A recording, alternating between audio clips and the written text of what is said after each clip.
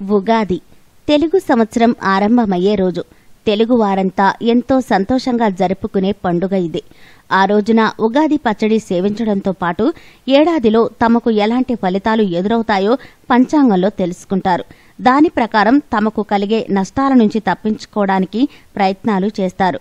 అయితే ఆ ప్రయత్నాలకు తోడు కింద చెప్పిన విధంగా పలు సూచనలను ఉగాదిలోపు పాటిస్తే దాంతో ఆ తరువాత ఏడాది మొత్తం ఎంతో శుభం కలుగుతుంది, ధనం సిద్ధిస్తుంది, కుటుంబం మొత్తానికి ఆయురారోగ్యాలు కలుగుతాయి. మరి ఆ సూచనలు ఏమిటో ఇప్పుడు తెలుసుకుందామా? రావి ఆకులు. రావి ఆకును ఒకదాన్ని తెచ్చి శుభ్రంగా కడిగి దానిపై సింధూరంతో శ్రీ అని రాయాలి. అనంతరం దాన్ని దేవుడి ఎదుట పెట్టి పూజ చేయాలి.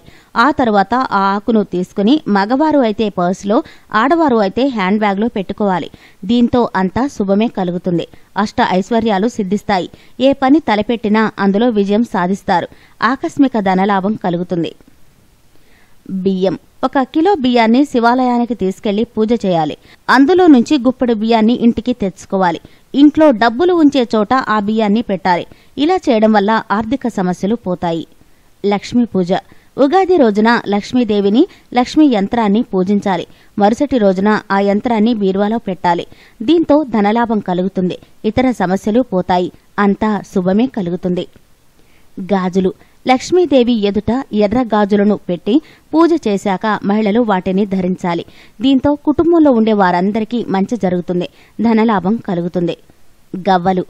పసుపు రంగు గవ్వలు తెచ్చి వాటిని పూజ గదిలో లక్ష్మీదేవి ఎదుట పూజ చేశాక అనంతరం వాటిని డబ్బులు ఉండే చోట పెట్టాలి. లేదంటే తెలుపు రంగు గవ్వలను తెచ్చి వాటిని పసుపు నీళ్లలో వేసి పసుపు రంగులోకి తెచ్చాక వాటితో పూజ చేసి వాటిని డబ్బులు ఉండే చోట పెట్టవచ్చు. ఇలా చేస్తే ఆర్థిక సమస్యలు తొలగిపోతాయి, మిక్కిలిగా సంపద కలుగుతుంది, ఐశ్వర్యవంతులు అవుతారు, ఆరోగ్యం కలుగుతుంది. మీకు ఈ వీడియో నచ్చితే లైక్ చేయండి, మీ ఫ్రెండ్స్ తో షేర్ చేసుకోండి, కానీ సబ్స్క్రైబ్ చేయడం మాత్రం మర్చిపోకండి. Thanks for watching.